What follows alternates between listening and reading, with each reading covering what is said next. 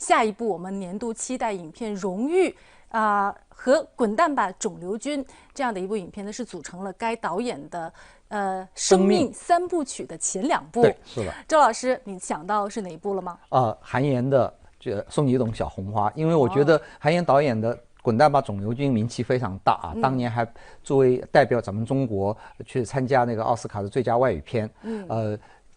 尤其是这个故事是一个很悲情的故事，很悲的故事，但它给了你温暖啊，而且它里面有大量的喜剧的梗啊，这个是很不容易的，而且要处理好也是很不容易的。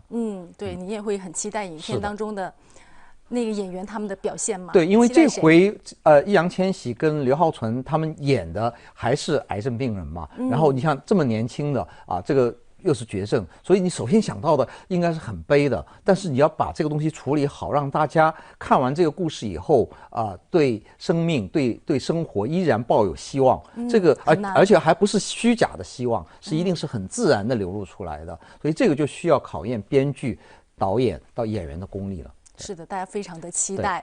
那接下来我们从预告当中来了解一下这部电影。哎，我听说很多人开颅手术后突然会说好几种语言呢，你会什么？我能看到未来，回忆还是未来，在他们口中只是术后产生的幻觉。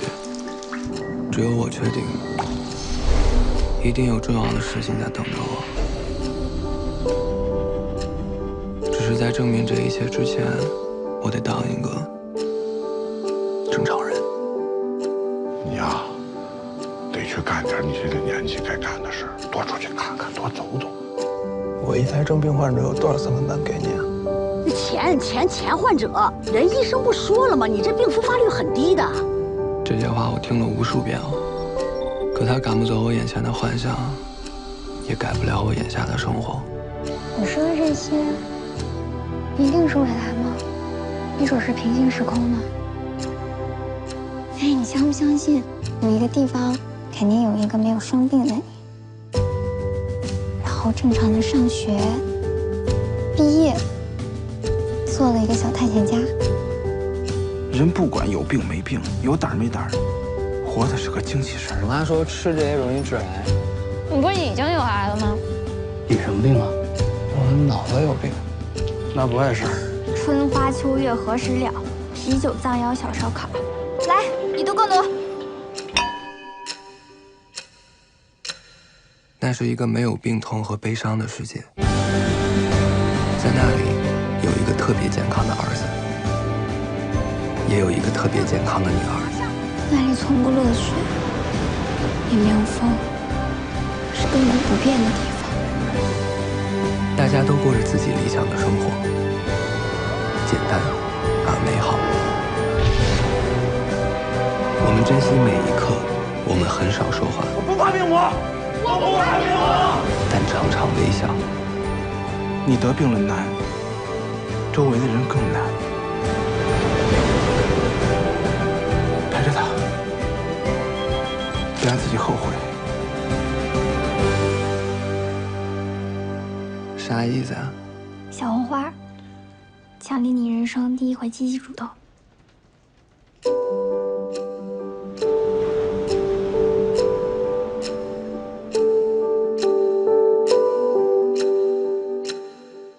看完了这支预告，相信大家对影片会更加充满了期待。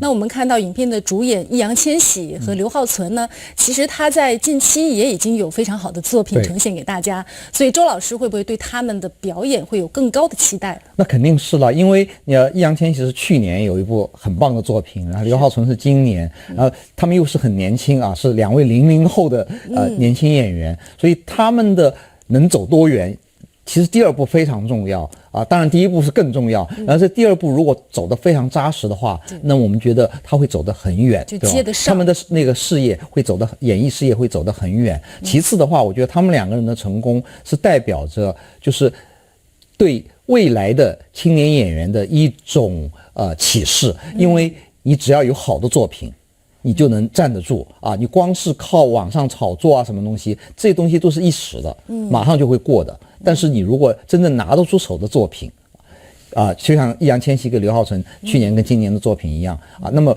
我觉得给大家的一个很好的正能量的信息，就是作为演员，你就得把作品做好。对，都是靠作品来说话的。是的，没错。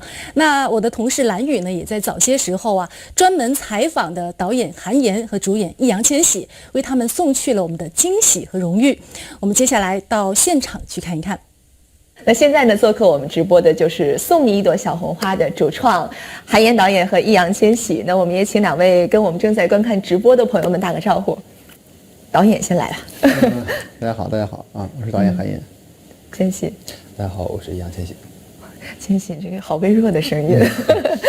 其实我今天上午看过了影片之后，然后就一直在单曲循环这首《送你一朵小红花》，觉得有一种很温暖又很治愈的力量。我看导演也说自己也单曲循环了很多遍了。我循环到有一天我送我儿子上学，我儿子说：“爸，你能别听那歌了？能换一首吗？”我都会唱了。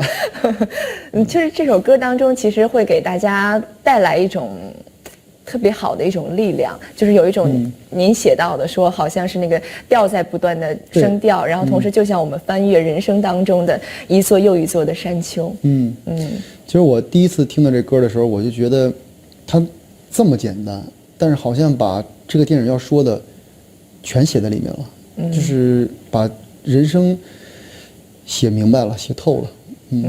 千玺听了很多遍了吗？会唱一两句了吗？我当时应该说的小样，第一时间就发给他。所以其实我今天在采访之前，我看到很多网友特别想听千玺能不能唱一句。我们请导演带着千玺一起唱一句吧，怎么样？导演都听了几百遍了，肯定烂熟于心了。我们放一点音乐，看看能不能跟上。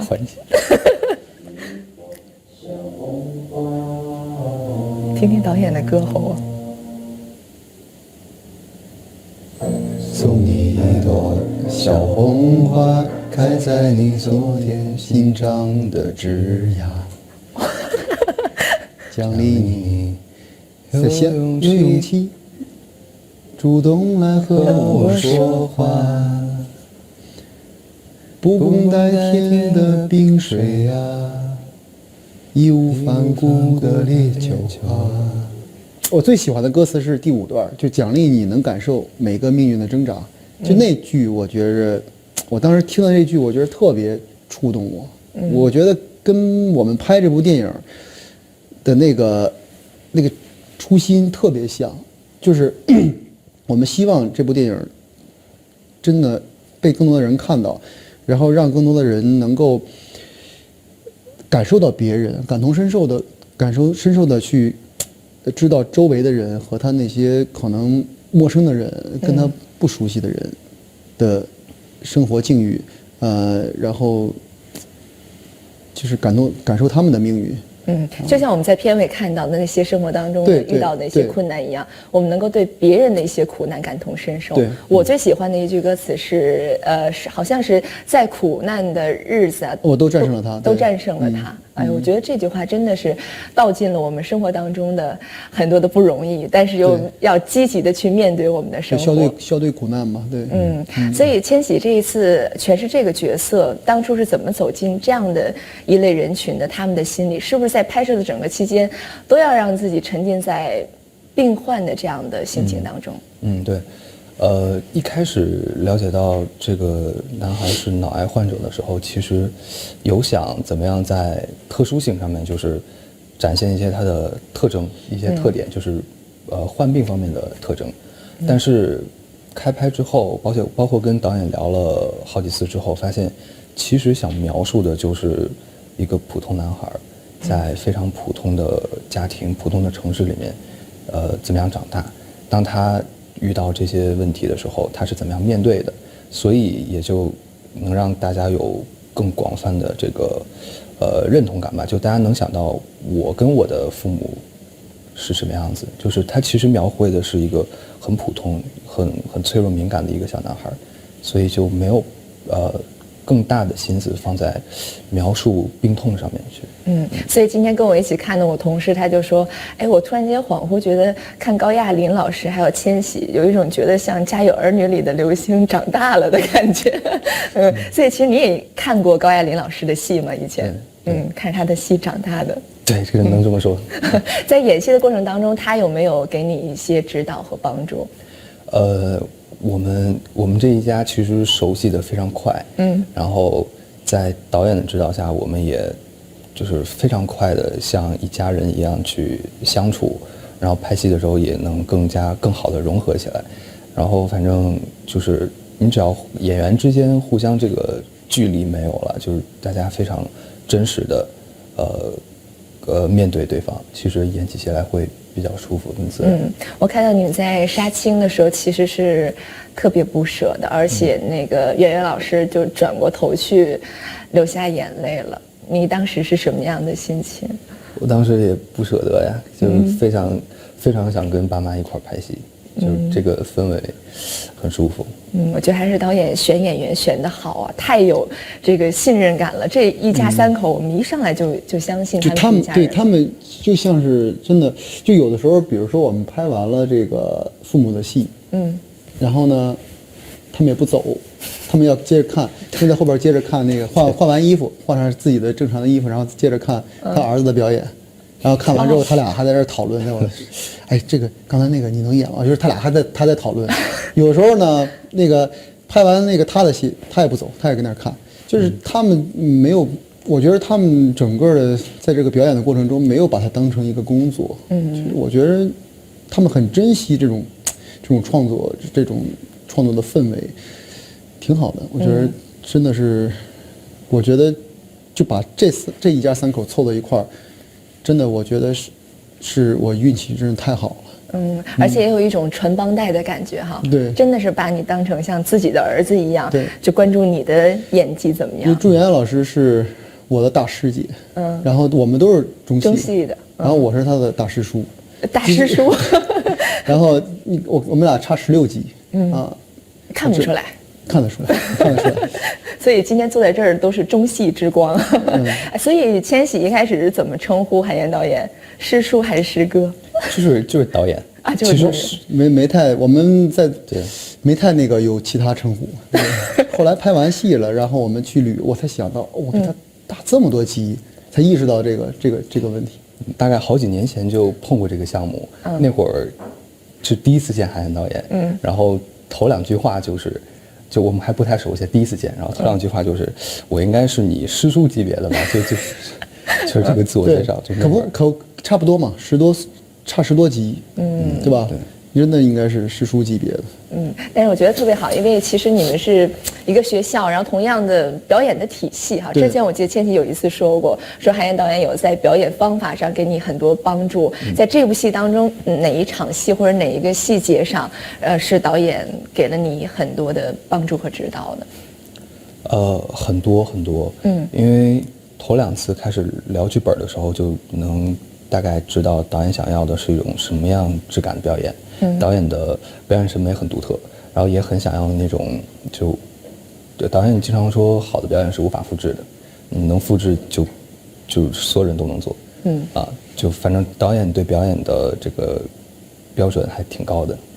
然后就我们会讨论很多这句台词该怎么说，然后有没有更多可能性，更多莫名其妙的做法。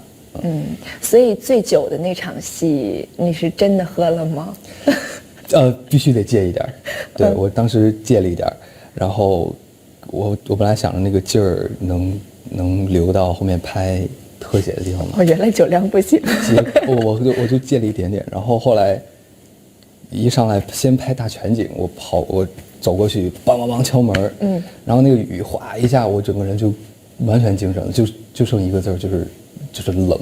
清醒了一下。对，就跟那个我觉得完全靠好几个小时，他是光靠那个东西啊，他是演不了那场戏。你像那个雨一直在浇着他，他得喝多少他才能够一直维持那个醉意？不可能的。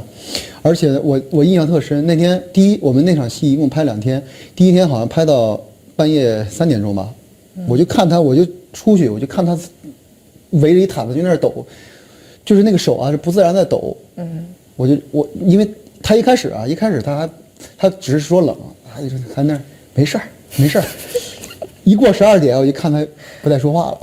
我再看他的那个手就在这抖，他自己可能也意识不到他的手。其实那个虽然是夏天，但是其实你真的浇上几个小时的凉水，这个感受还是很那个什么的。第二天接着浇，接着第二天又拍了一晚上，接着浇了两天晚上。这场戏拍了2天。拍2天，对。前一天拍我跟女孩说完话，后一天拍女孩拉我过去对那个。所以当时干扎皮那个是干了几次？4次。4次，4杯吗？4杯，然后4杯全是一口气喝完的。真的。然后我们全是一个镜头跟下来的，对。挺棒的，但是我觉得到就是雨水浇的那场戏的话，那大量的台词，如果你完全是就是那个状态当中的话，你怎么能会把那些台词准确的表达出来？是你之前就已经背得非常熟练了吗？为什么背得非常熟练？是从最开始导演就给我施加了很大的压力。从我们最开始他聊这事儿，我就说，这场戏。我能感觉到他的那个压力之大，他对那场戏，他拍完那场戏之后啊，就整个人就释然了，就感觉这个戏都拍完了，就戏拍完了那种感觉。我说这个有这么大压力吗？一开始我还没感觉到，后来我就感觉这个，因为我们一直在换那个拍摄日期，就是一直我们再往后挪几天。对于他来讲，就你越往后挪，就好像期末考试对他来讲就是赶紧的吧，赶紧拍了，我就痛快了。他其实是那个心态，我一开始没感觉到，我说这对你来说，咱们都沟通那么多次了，有难度吗？然后其实拍完之后，他有点如释重负那感觉，我是感受到了。而且这次导演也是编剧之一，对吧？其实在这个戏当中，这场戏当中有一句台词我印象还挺深的，你说坐公交车我永远坐最后一排，我把脚坐。我记得千玺其实是有这种经历的。以前跟妈妈从昌平到市里来学习的时候，就是坐公交车，然后好像就是坐最后一排，所以这句台词是专门为他而写的吗？我觉得是他跟这个角色的高度重合的那个点。这个台词一直是这样的，一直是这样的。对，这场戏我印象特深，我应该是3-4年前，就我一开始写剧本的时候就有这场戏了，就是我就确定就肯定要拍这场戏。但是这个过程中只是在调台词，就你刚才说那几句台词，真的是一开始就在这个剧本里的。那会儿我还不认识千玺，那会儿他还没长大。天哪！所以千玺在说那个台词的时候，脑海当中有一些关于自己的回忆吗？其实那段台词自己到拍那场戏之前，已经默过无数遍了。就是已经，就是可以说是烂熟于心吧，就是。因为压力也稍微有一点，然后有一点对，然后就是导演要求也比较高，所以其实每一段人生经历对于表演来说都是特别宝贵的财富。对，在电影当中说，就是主动第一次做的事情，对于千玺来说，你的人生当中第一次自己主动性的要求是什么呢？有这样的回忆吗？因为我觉得好像以前小的时候学很多东西都比较被动，是吧？主动性的，可能你学跳舞也不是主动学的吧？不是，都不是，基本都不是，都是被动的。就你自己主动的，我想去争取哪次机会了，我想去哪次表现自己了。主动想表现好像从来就没有过，从来都是老师或者说上吧，然后就上了。主动想要争取什么事儿，可能我还想不起来，还没有呢。到目前为止还没有，都是在大家的这个就是驱动之下，顺其自然，时机到渠成。对，就做到了。所以这一次在合作的过程当中，导演有发现千玺的另一面吗？就是之前想象当中的他和实际当中他有什么不一样的地方？其实我想象当中就是这个，我觉得我们拍的时候，你其实还没到20岁嘛，19岁嘛。我觉得一个19岁的孩子，我认真的在回想我19岁在干嘛，我19岁的状态。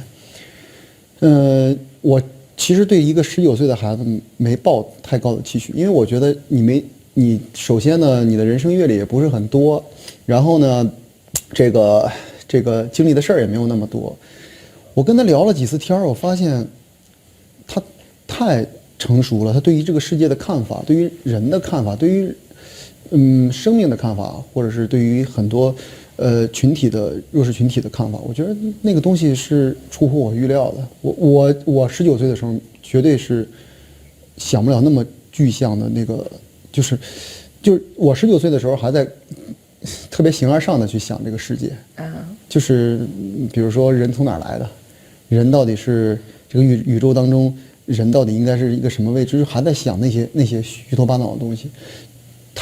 我不知道是他们这代人的特点，还是他自己个儿的特点，就是他的很多的对于具象的情感的认知，具象的命运的认知，特别的，就是那个感受力特别强。我能感觉到跟他每次交流，我都是感觉，哎，我花了几年时间做了一剧本，其实19岁的孩子完全看懂了，就是这种感觉，这是我没想到的。所以其实千玺在走进这个人物的过程当中，没有说有那么远的距离感，是吗？你身边有看到过这样的故事或者经历吗？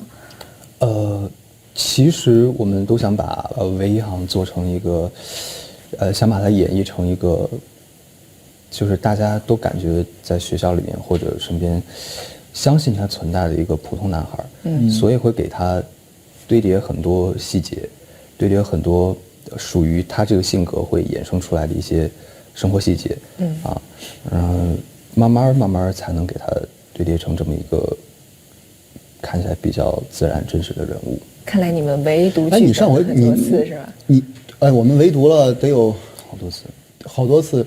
我们不但唯读了，而且就是我们拍上几天就收了工，比如说今天收工早，我就把他叫我屋来，我就跟他回顾前2天拍的戏，哪个戏是怎么样，然后咱们那个后边的那个戏，咱们探讨一下要不要做一些调整或者怎么样。就是这个创作的流程，我们是很标准的这个在沟通跟创作有关的这个东西，这个流程。看来2个人还是很聊得来的，是吧？对，因为我们都是这个中戏那个大的那个体系下，培养出来的。然后，所以在很多事儿的那个在基础的那个认知上，我觉得没有任何的矛盾点。很快我们就越过了那个。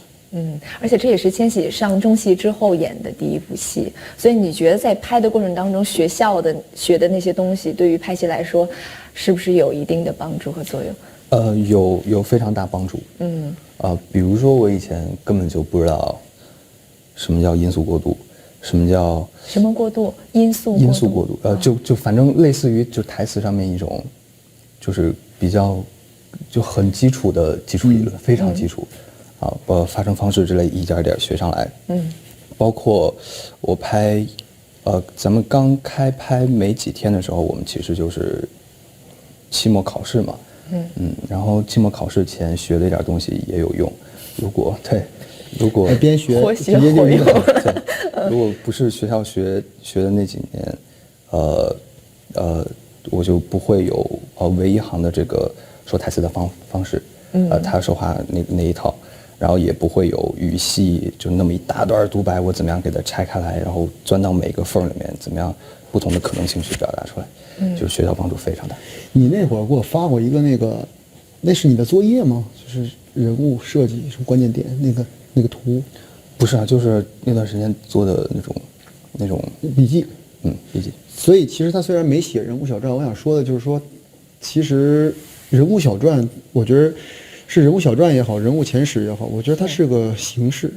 就是他的我不是说演员做了人物小传，就是他的功课就做好了。我觉得其实他不能成为一个你是不是功课做好的一个标准。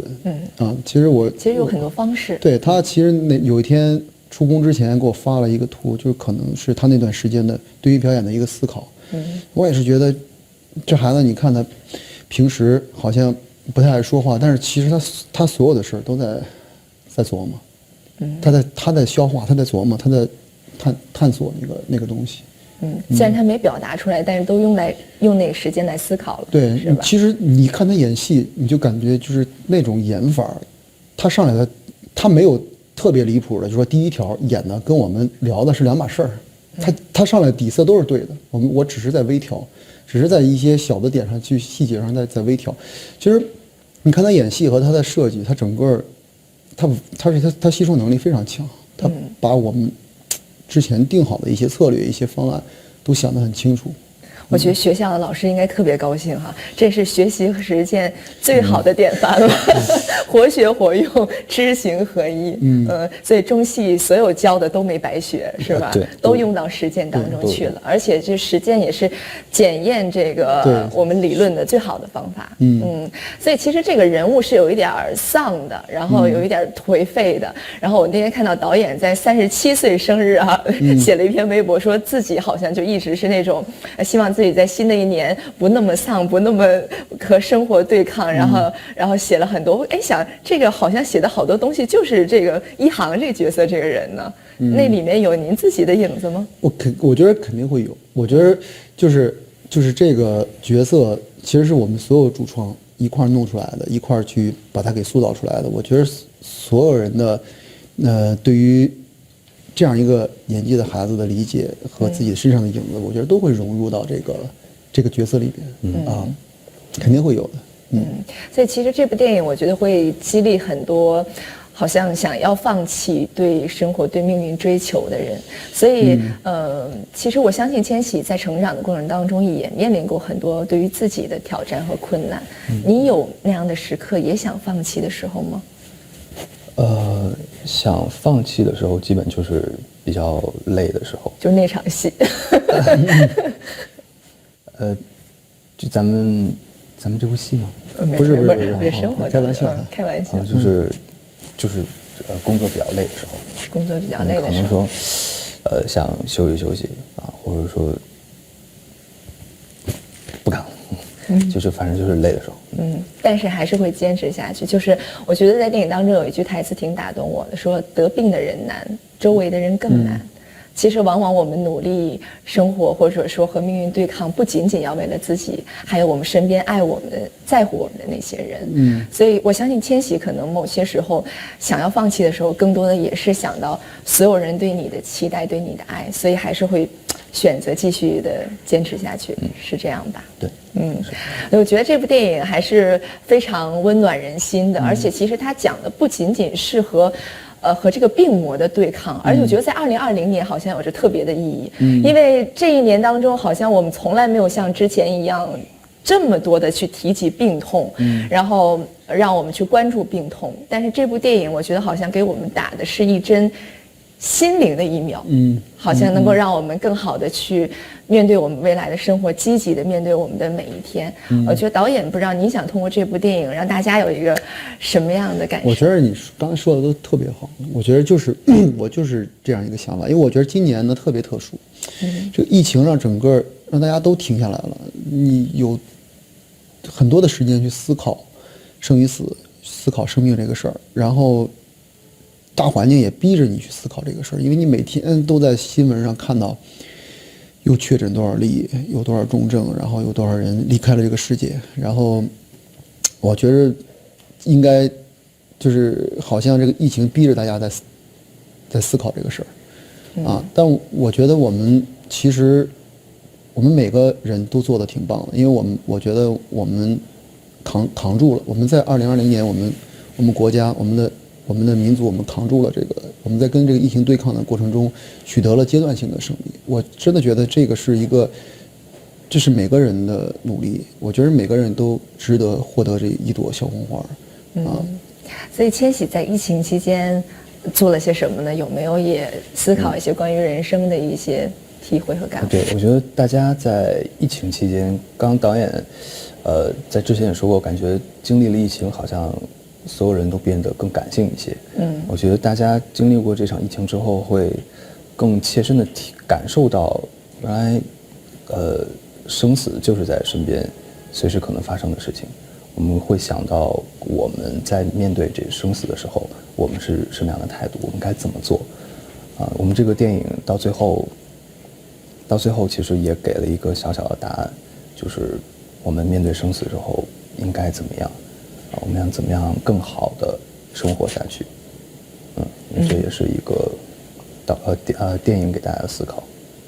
就是生命当中到底最重要的是什么？我们为什么要坚持下去？而且就是刚才我所说的，这部电影它不仅仅是关于病痛，更重要的是我们怎么样去面对生活。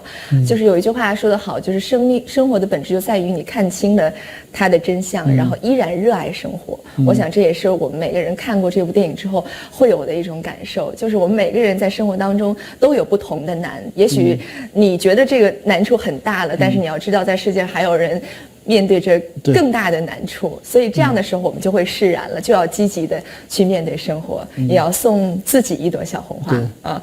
所以也希望这部电影能够温暖更多的人。我看到今天两位穿的这个卫衣很有意思啊，导演呢是一朵小小的小红花，然后千玺呢通过他的表演让这朵小红花绽放了，绽放在所有的观众的面前了。那刚才回望2020年，其实我觉得对于大家来说都很特别，它也是很不平凡的一年，而且对于千玺来说，我觉得更有着很特殊的意义，因为千玺是20岁嘛，对，然后在这一年当中也是收获了很多很多的荣誉，斩获了各种新人奖项哈，但是其实开心的同时，那新人奖一人一生当中只能拿一次，可能未来的路会更难了，因为要拿的那个奖就更难得了，又要通过更多的好的角色来证明自己，所以对于你来说，2021年开始是不是也面临着更多的压力和挑战？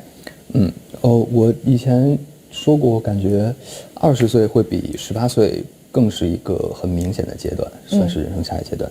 那21年基本就是新阶段的开始的第一年，然后反正就是脚踏实地，还是慢慢走好每一步就 OK 了。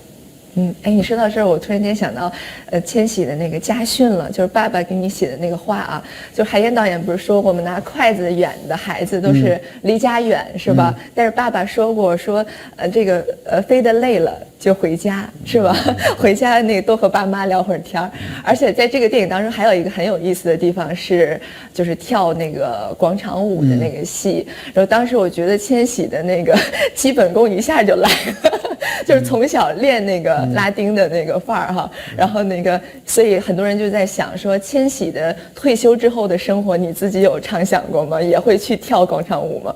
退休之后，反正怎么样生活舒服就怎么样来，跳广场舞可能也是其中一项，或者和高老师一样雕点什么，雕点木雕什么的。所以导演要给千玺送上什么样2021年的新年的祝福吗？我觉得千玺他的那个起点非常高，我觉得，而且他的悟性也非常好。他在这条路上走的，到目前为止肯定是，顺风顺水。我觉得也跟他自身的努力肯定有很大的关系。就是我觉得其实我记得我们开玩笑啊，就是那时候看完那个我粗剪的东西，正好他在北京，我给他看完粗剪，我说别人怎么夸你啊？你听一半吧。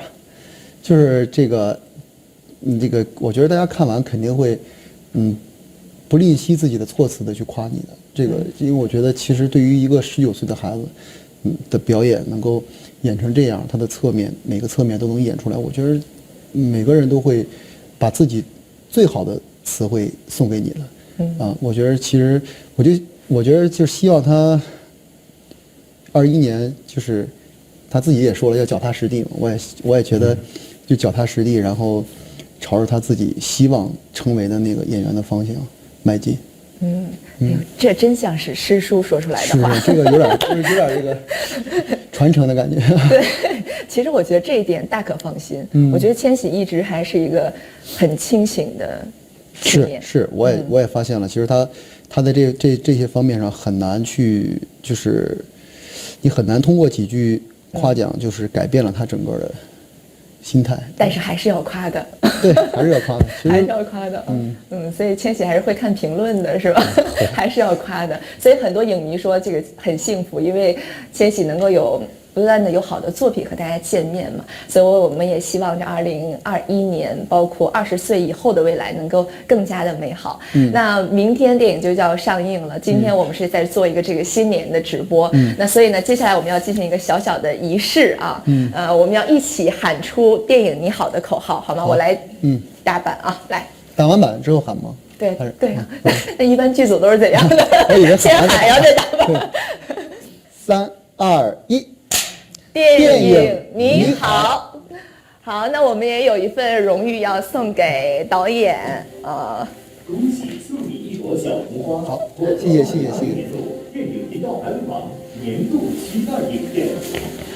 这是证书送给您，恭喜送你一朵小红花，获得了电影频道 M 榜的年度期待影片。哇，现在没有拍照，你看您可以多说2句宣传一下电影。拿到这样的荣誉有什么样的感受？这个电影频道我从毕了业就在给频道拍一些节目，就是拍一些那个内容，就是那时候是拍一些数字电影，包括电视电影啊，就是那种。然后，我最早的作品都是电影频道播的，就是帮我播出来的，然后被更多的人看到。其实我一直把电影频道当成我们一个，就是作为一个电影人，我一直把电影频道当成一个像自己家一样。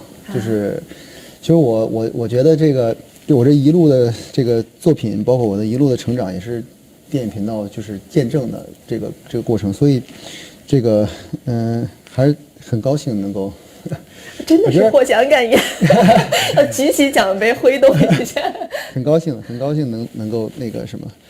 您这么说，我觉得特别欢迎您加入我们的大家庭啊，因为千玺也是我们电影频道的家人，他现在是我们电影频道青年大使。我从我的内心里边，我就没觉得我是这个家庭之外的。欢迎未来吧，韩延导演能够更多的和我们电影频道合作，然后也期待您能够在我们电影频道更多的活动当中出现。当然，我们也希望送你一朵小红花能作为我们年度期待影片，也是我们2020年的压轴大戏吧，登场能够受到大家的欢迎，好吗？谢谢，再次祝贺韩延导演。那接下来呢，我们有一个小小的环节，就是希望我们一起来画一下我们的这个海报啊，不知道这个2位画工怎么样？画什么？要画什么？画我们这个海报非常简单，但是我们希望2位能出一个自己的手绘版的海报。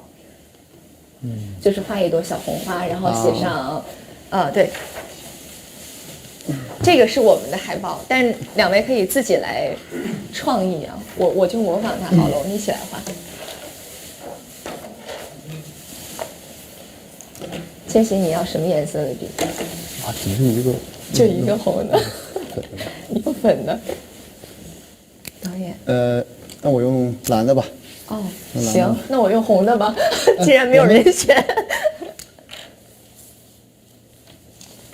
我是没有什么想象力，我只能按照这个画一模一样的。那我们都画一样的。好，我们都画一样的。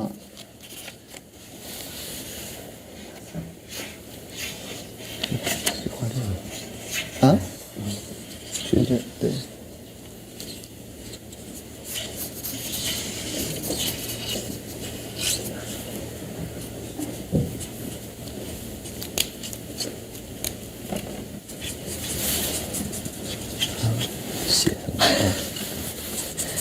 千玺画的是戏里的那种。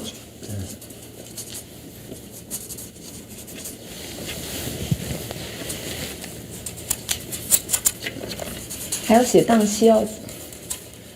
我得给涂上颜色。小红花吧。韩延导演好像在帮孩子完成那个家庭作业。再写上。那我就写这个，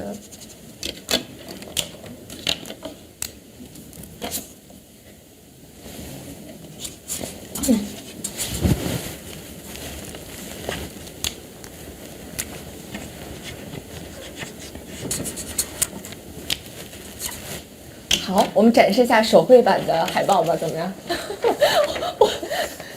哇，我觉得你们画的都不错哎。千玺，给我们解释一下为什么要画这朵你要不要跟大家稍微剧透一下？我本来还想奔着戏里那个唯一行话那个画，就有点忘了，我就正常的画了一个。就是这样的。不是，他戏里那个是要特别的，因为有句台词画的真丑，他戏里那个是特别的要往。我希望他跟那个那么丑。我忘了怎么画，我当时还练了一个。哦，你还特意练？因为那个要画了好几次，因为要接戏嘛。所以在不同的时候，他要有不同的，所以他要自己。要记住那个怎么画的，所以说他给那个马小远画上。好，那我们这个，要不要拍一张照片？来拍一张照片，然后看一下我们手表，我这都不好意思拿出来了，我要拿这个。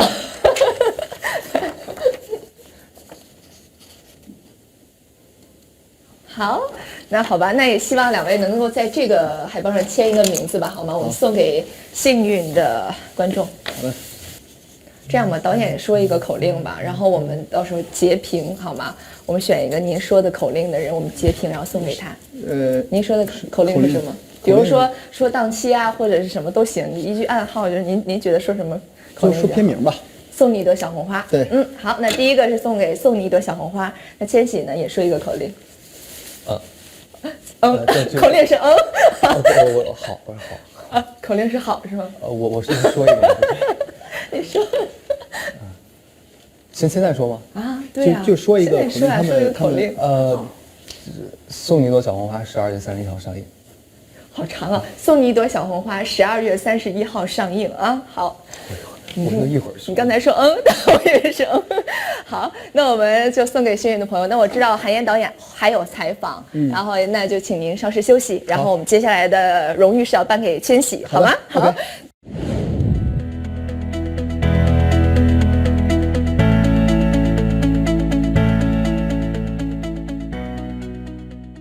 这张老照片跟大家展示一下，这应该知道是哪部电影了。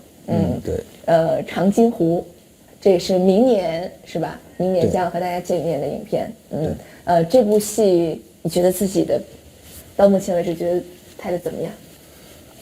这部戏因为很多方一起合作，我觉得现在大家都需要比较默契的合作，然后大家尽快的熟络起来。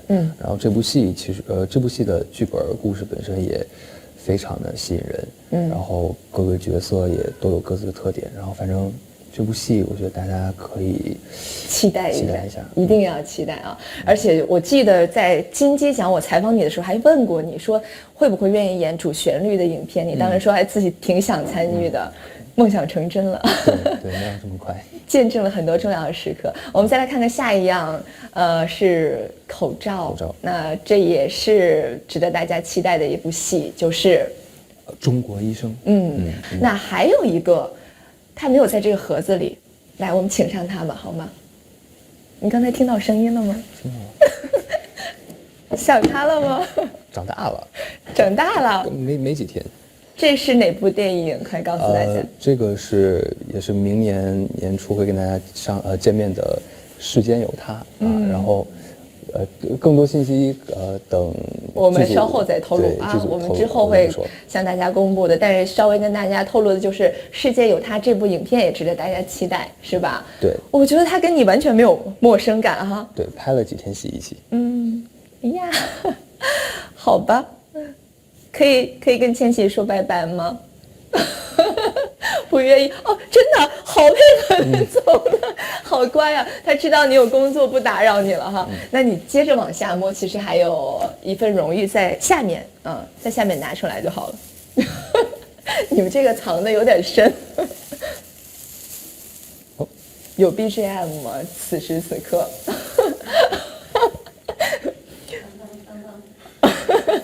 好，恭喜易烊千玺获得了我们的2020年度电影频道 M 榜年度期待影人这样的荣誉，祝贺千玺。那当然还有一份我们的这个荣誉证书要送给你。你要看看上面的荣誉词吗？你要陪伴着我们吗？上面写的是宣父犹能为后生，丈夫未可轻年少，勤恳演绎，知书知礼，让演员的形象在观众心中闪亮，心无旁骛，沉浸入人物，在病房，在战场，在世间，让角色在银幕上发光，呈现出生命的韧性和青春的蓬勃力量。期待你更多面的角色，更华彩的电影人生。谢谢电影频道给我这2个荣誉，然后我也会尽量的创造出更多观众喜闻乐见的角色，观众喜欢的这个角色人物，然后我也会更好的吸收养分，更多的学习，然后以备能走更长远的演员道路。那当然，我们最大的期待就是希望能够有更多的好的角色和作品和大家见面。那今年也有一个新的身份，就是我们电影频道的青年大使了。所以在年末之际，我们也特别的给你准备了一封来自频道的感谢信。当然，这个内容很长，在这里就不给大家全部读了，所以就是回去之后你慢慢看，好不好？我可以摘一两句给大家分享一下。就读最后一段吧，好吗？不忘初心，感谢陪伴，感谢您对于电影的热爱与付出，更要感谢您对于电影频道的信任。愿在即将到来的2021年里，电影频道可以和您继续携手向前，一起定格更多美好的电影瞬间，让我们昂扬起青春的斗志，在电影的星辰大海上千帆竞发破浪行，洗尽铅华归本真，共同打造更加绚烂多彩、独属于电影频道和您的2021年。回去慢慢看，看看这一年都在电影频道做了什么样的事情，见证了哪些重要的时刻。那最后也希望千玺对着我们的镜头，为所有热爱你、喜爱你的影迷们送上一份新年的祝福吧。祝大家新年快乐，然后2021年可以看到我更多的作品，然后希望大家去影院支持。所以从明天开始，大家一定要走进影院支持送你一朵小红花，一定是送给大家最好的来自易烊千玺的新年礼物，好吗？好，谢谢，再次感谢大家观看这一时段的直播。那希望大家能够踊跃的留言，刚才我们已经为大家准备好了非常丰厚的礼品。那这一时间段我们就到这里了，朋友们再见。